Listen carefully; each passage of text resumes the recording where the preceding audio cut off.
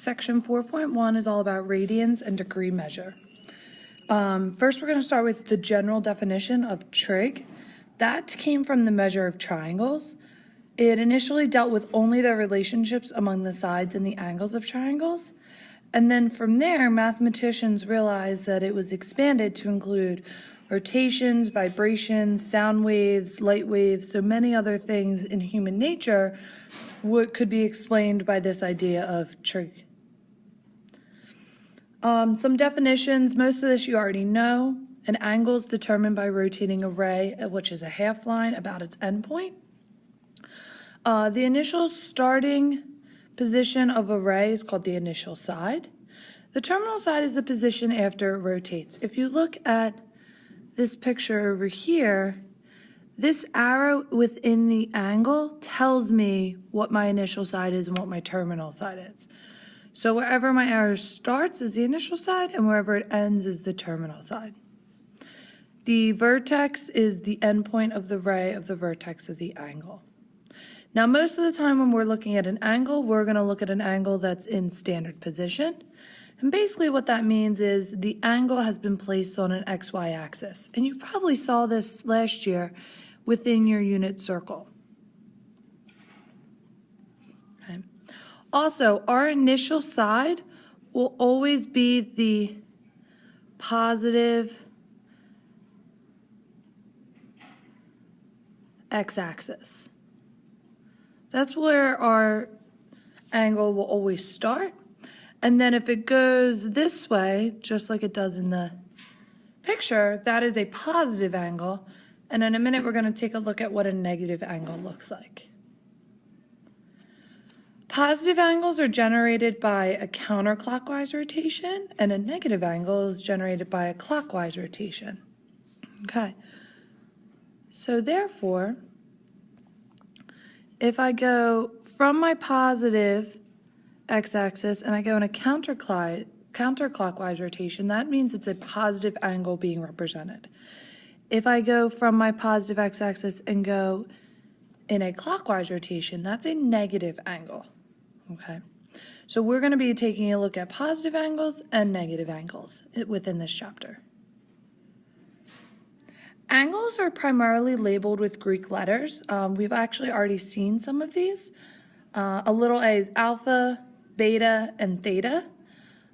That's what our textbook primarily uses. It also could be categorized by uppercase letters A, B, or C. Our textbook doesn't use A, B, or C as much. They use more Greek letters, alpha, beta, and theta. Coterminal angles are angles, alpha and beta, that have the same initial and terminal side. Okay. So in coterminal angles, like I just said, we can have one angle such that it's positive and one angle that it's negative, or we can have one angle that goes around more than once, or we could have one angle that just goes around my circle exactly one time. The measure of an angle is determined by the amount of rotations from the initial side to the terminal side. One way to measure angles is in radians, and this is what we will use more frequently now, because this is going to be especially useful in calculus. Now, the definition of 1 radian is the measure of the central angle that intercepts an arc equal in length to the radius of the circle. And we're actually going to see where this comes from in another video. The phrase, the terminal side of theta lies in quadrant, is often abbreviated by simply saying theta lies in a quadrant. And again, two angles are coterminal if they have the same initial and terminal sides. You can find an angle that is coterminal to a given angle by adding or subtracting 2 pi. Basically, you're adding a revolution or subtracting a revolution. And this graph down here just shows us, depending on what it is in terms of radians, depends on where my angle is located in which quadrant. Sketch and find coterminal angles. What we're actually going to find when we find the coterminals, we're going to find one positive and one negative coterminal angle. So my suggestion is when we find a coterminal angle, what we're going to do is always first start by subtracting out 2 pi. Okay. Now in this case, I end up with 13 pi over 6 minus 12 pi over 6, and I get a pi over 6. Now that is a positive coterminal angle. Now to get a negative coterminal angle, I take that pi over 6 and subtract out another 2 pi. So I end up with negative 11 pi over 6.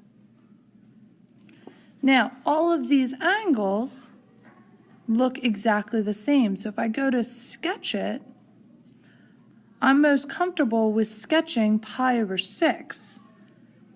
So pi over 6 is about there.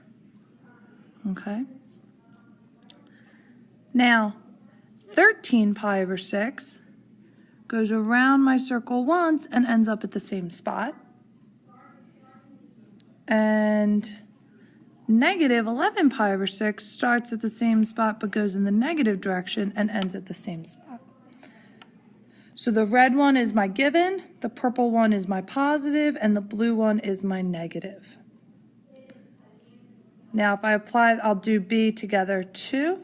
So if I want to subtract out 2 pi, then I end up with 3 pi over 4 minus 8 pi over 4. So I get negative 5 pi over 4. And then if I want to add it, I have 3 pi over 4 plus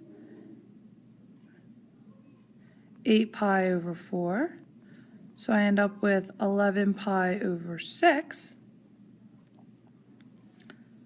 Okay. So then when I go to sketch it, luckily I already know what negative 11 pi over 6 looks like. So from that, I can infer what pi over 6 is going to look like. Okay, so if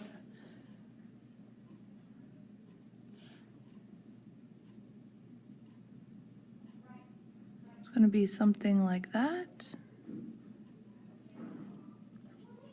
And then the red one is going to be my initial.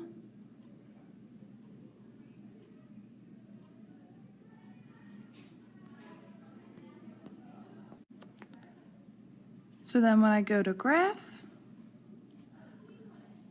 I know that 3 pi over 4 is going to be somewhere there. That's going to look like that. And then the negative one is going to go, oops, this way. So they are coterminal angles.